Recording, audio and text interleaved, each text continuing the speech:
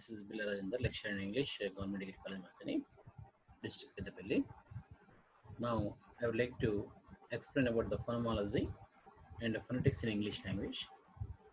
Phenomenology is a word which can says that the study of the language, and phonetics is about the language of pronunciation. So, in this context, we would like to in this view, we would like to go through with the discussion of context of prosody, intonation, pitch, tone, stress, rhythm, and speech tempo. So, why we are going to learn all these things means it is most important thing that as a speaker of the language, we have to follow certain rules and regulations for speaking the language. That means it's just like a the pattern of a stress. That means the first and foremost important thing is if you want to speak about the language, and the language must be audible to the listener, as well as it has some pattern of pronunciation, stress, and intonation. So while we go through with the pronunciation, we already discussed about the phonetics in our previous lesson. In phonetics, we can come across with the 44 sound symbols, 20 vowel sounds, and in a 20 again we have seen 8 monophthongs, 12 monophthongs and 8 diphthongs. Then 24 sounds are consonant sounds. So while we have learned about the organs of the speeches and the release of action, release of the sound pattern, like this, we concentrated on so many important things about the sounds of the English language, vowel sounds and as well as the consonant sounds. So that leads you that can, if you can able to learn the phonetic script, it is easy to identify the pronunciation of language. Each and every word has to be pronounced according to their British's pronunciation. What we can say that we are the receiver, that is RP, received pronunciation, as well as American pronunciation.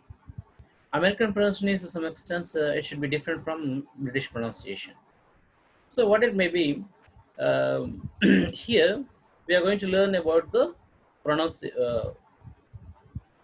language, speaking the language.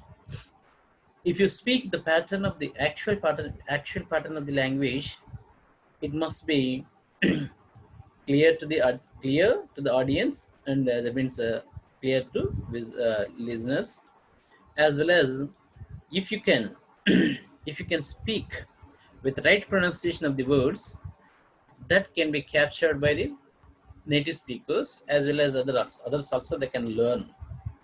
And as we all know that there are so many impacts about there are so many interference of mother tongue, but what it may be, pronunciation is a right thing to learn the language. Next thing is intonation. That means about the stress. Stress means that we can say that there are so many rules and regulations for stress. As we know that stress means it's important that word stress and sentence stress, that is what we can say word stress and primary stress, primary and secondary. Then we can have stress shift and all and so on. There are certain rules and regulations for stress also, primary and secondary, and stress shift. And the pattern of intonation. Intonation pattern is a good pattern.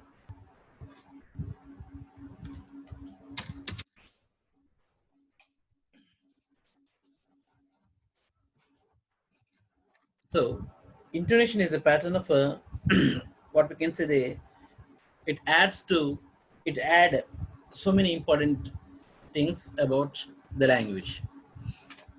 Intonation means the falling rising of a tone. That means a sentence has to be spoken in the form of whether it is in the rising tone or falling tone. It is the most important thing for a speaker of the language. That means, if you can see the example, a man who he is in ICU, if you see the heartbeat of the the man who is on the bed, if you can observe, if there is a plane, that means if it is any straight line, there is no function of a heartbeat, and that shows he is going to die. And if you can see the pattern of the lines in the monitor, like high pitch and low pitch, like moving around up and down, that means the patient's heart functioning properly. Like that, it is most important for a speaker of the language.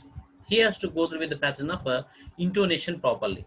Otherwise, that means if you can speak the language, we can easily follow the pattern of the language and try to listen carefully and try to follow what the language it should be. And these are the main things that we have to understand about the prosody and intonation. That means about the pronunciation as well as stress and intonation. So in this context, we are going to learn about the prosody and intonation, pitch, tone, stress, rhythm, and speech tempo. As well as we will go through with some of the important points about the intonation in this video lesson. About the history, early in the 20th century, the dominant approaches in the language, the dominant approach in, just wait for a second.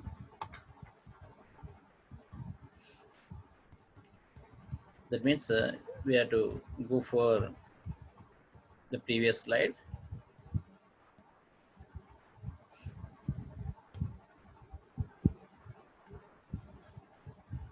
Yes. So go through with some of the historical elements. In the history, early in 20th century, that means when we look about the changes of the language, in 14th century there is a different language, and the different pronunciation can be seen in the writings of Geoffrey Chaucer. Like KNIGHT is written as KNIGHT, and as well as we can see in Rabindranath Tagore's Gitanjali also, they represent THOU as thou, THOU as thou, THY thy, and now we are using in a different pattern THOU as YOUU. THY thy is also have the same pattern of a language. That is what we can learn from linguistics. And almost all the 14th century and the 15th century and 16th century literature as well as the language can be made in a different pattern, and almost all there are so many changes according to the usage of the language. Basically there are certain rules and regulations are framed for pronouncing. And early in the 20th century, the dominant approaches in the description of English and French intonation was based on a small number of basics tunes associated with the intonation units.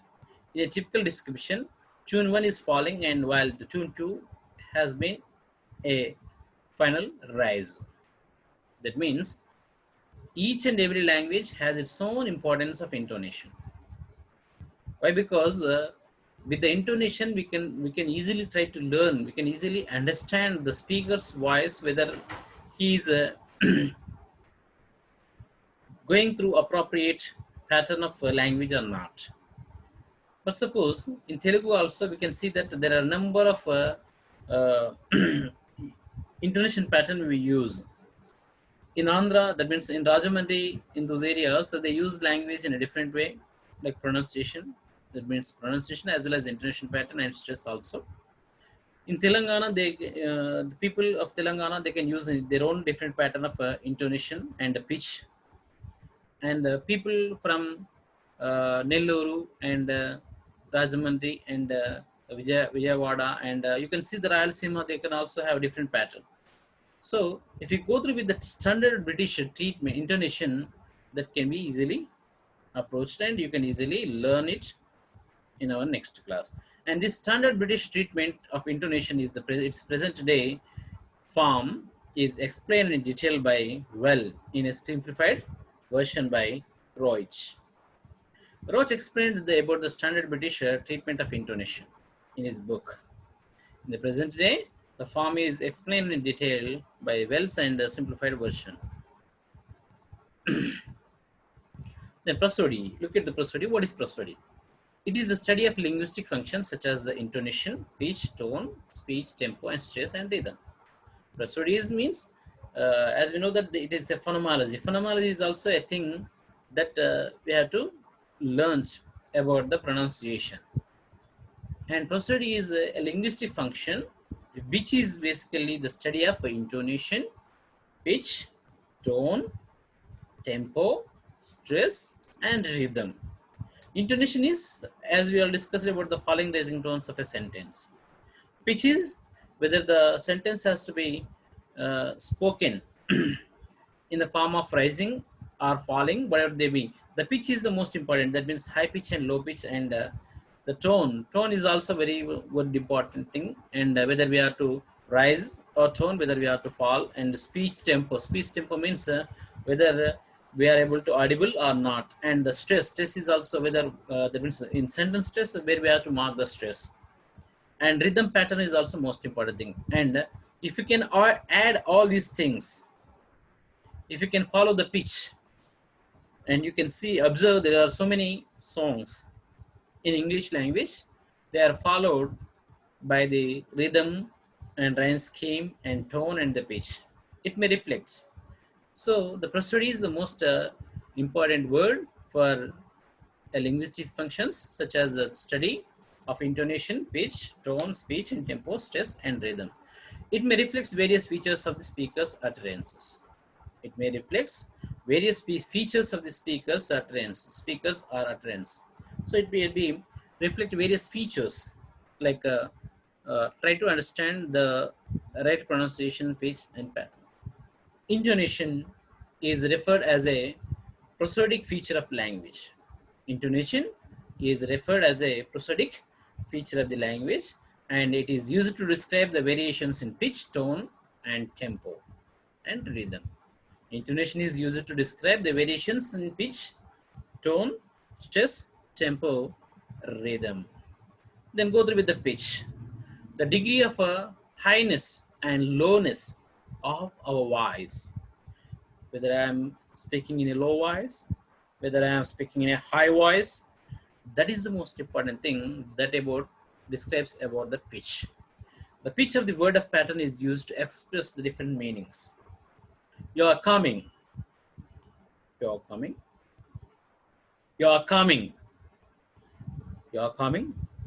So when you go through with the question mark, that means in interrogative sentence, it should be the pattern of the falling tone. Why? Because WH questions or whether you are personal questions, they may be asked in a falling tone. So pitch is also most important thing for a learner of language. Tone. The emotion or attitude expressed by the words that is used by the speaker varying between rise and fall of a tone. That means rise and fall of a tone means whether we are emotions expressed, our emotions and our attitude and our reality. That means our intention can be expressed by our tone. Whether we are speaking in a voice, loud voice, whether we are speaking in a slow voice like falling tone, that our emotions can be carried by the listener, and they can easily understand about the emotion and attitude expressed of the words used by the speaker and varying between rise and falling of tone. So the speaker is able to express his emotions towards the listener, and if he want to show his attitude in a way of tone varying between rise and fall, the speaker can easily understand. And rhythm, the measured flow of words determined by the relation of the stressed and unstressed syllabus. So, rhythm means there are so many stressed and unstressed syllables are there. That means stress is stress is an important thing that it can have, particularly when you go through with the word stress. There are so many syllables in a word, but even though we are going to put on only one syllable, and that should be vibration of the vocal cords on that particular syllable, we can see. That means, for example, if you can take an example like Bibo okay, book, it has two syllables, bu, k. So in this sentence, if you can go through with the beauty, word beauty, beauty, there are two syllables. We are going to put the stress on first syllable itself. Why? Because stress is also called as syllabic stress.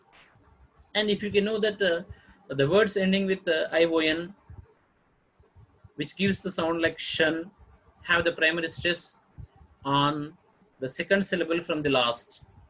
That means weak prefixes also doesn't have accent. Examination, preparation, like this we can give the rhythm and the measured fall of the words determined by the relation of the stress or unstressed syllables. Stressed syllables are there and unstressed syllables are there.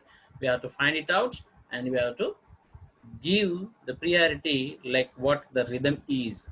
And if you follow the rhythm and if you follow the tone, if you follow the stress, you can easily a good speaker of the language. Then go through with the stress. Stress functions as a means of making syllable prominent. Particularly in a word, we can say that a particular syllable. But suppose in the word examination, we can start with the pattern of a middle. That means in the same tone from the starting to the end. That means like exami, exami. Then go through with the nation. Nation has to be highlighted with the vibration of vocal cords because nation is a word syllable. It has to be pronounced with stress. Examination, like that we have to pronounce. And stress functions as means of making a syllable prominent.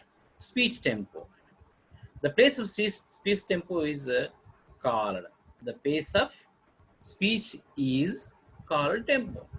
The pace of speech tempo, whether we are giving a tempo in a normal way or a slow way, or that means speech tempo means simply we have to understand we are speaking the language with slow, either we are speaking the language very fast. Listener has to understand the language.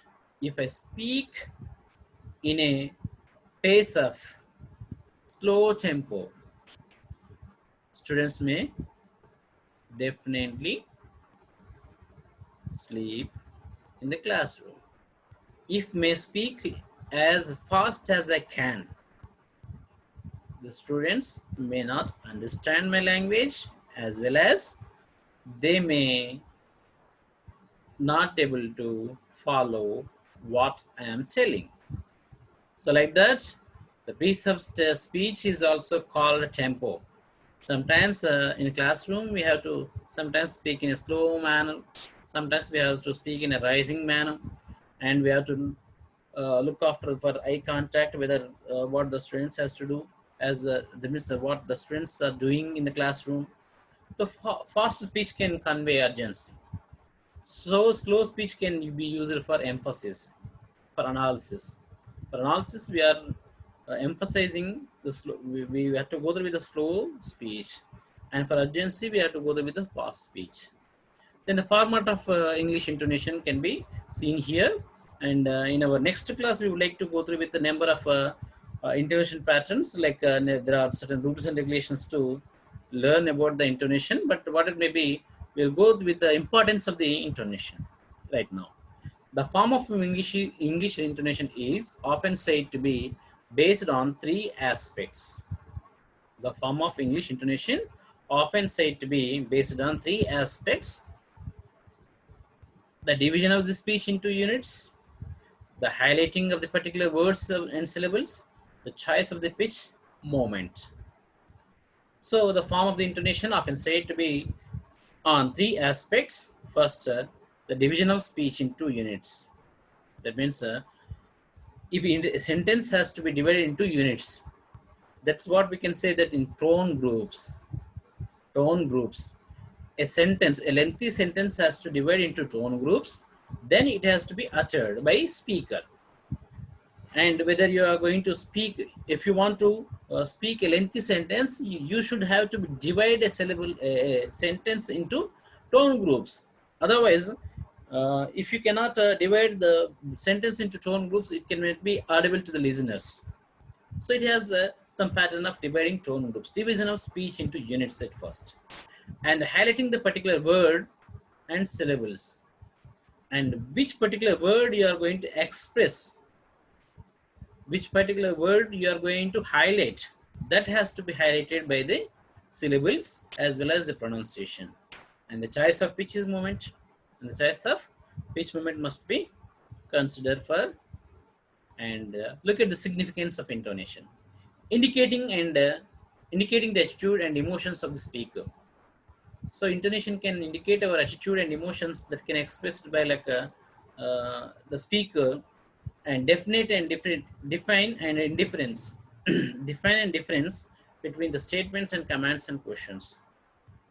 So some commands may be requesting manner. Some commands may be in the manner of a rising manner. That means falling and rising, and focusing on the important element of the spoken message. Define the difference between the statements of the commands and questions.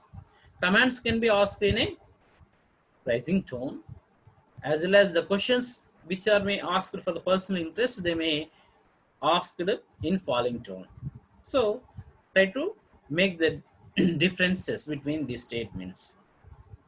And statements means all the statements may comes under the category of falling tone, means it's not really fact. But suppose if you can have a sentence like remember what your mother tells you. Remember is a word which is called as a dependent clause, and what your mother tells you is a independent clause. So remember is it's not a complete statement, so it can be said in a rising tone. Remember what your mother tells you. Like that, we have to go through with the differences of between the statements and defines, commands, and the requests and questions also. Focusing on the important element of the spoken message. Intonation can make us then go through with the functions of intonation. There are three functions: psychological functions, indexical functions, and grammatical functions. Look at the psychological functions. To organize the speech into units that are easier to perceive and memorize. To organize the speech into units that are easier to perceive and memorize. That means we can go through with the psychological means for our sake. We have to divide a word, we have to divide a sentence into tone groups that can be divided into speech units. First unit and second unit and third unit in a sentence. First tone group and second tone group and third tone group. That can be easier. That is what we can do, psychological functions. Indexical functions are associated with individual speakers. They can speak whatever they want. To serve as a social identity, lawyers and army segments and preachers and sports and commentators are readily identified through their distinctive of proceeding. Then the grammatical functions, sentences which were written, which when written are ambiguous, and ambiguity can also be removed by different intonation. Example: those who solved quickly made of profit. A profit was made by those who solved quickly. So sentences which were written ambiguous and ambiguity can be removed by the different intonations. Those who solved quickly made profit. It's a falling tone, and made profit is rising tone. A profit was made by those who sold quickly. Those who sold quickly made profit. A profit was made. A profit was quickly made by those who sold. So it's a grammatical pattern. The pattern of intonation, as I explained, there are four kinds of patternations, pattern of intonation there, and we are going to learn only three: rising intonation pattern and falling intonation pattern. Rising, falling, and falling, rising intonation pattern should be also there. Rising intonation pattern describes how the voice rises at the end of the sentence. It can express the various no of emotions such as ambiguity, surprise, politeness, interest, lack of confidence, etc. What a beautiful weather! What a beautiful weather! Beautiful weather! Exclamatory mark. Exclamatory mark sentences may be raised in the pattern of rising intonations. Then falling intonation pattern. In this pattern, at the end of the sentence, the tone is falling. The most common type of intonation used by asking, giving information in quite and certain styles like where do you live? Where do you live? We live in Pakistan. We live in India, like that. Rising falling intonation. This pattern shows the limited agreement of reservation, doubt, uncertainty. It's possible. It's possible. You may right. You may be right if I am not mistaken. If I'm not mistaken. It's what I told you about the rising, falling intonation. In falling, rising intonation, you can also see in our next classes. And from this, I would like to conclude my session.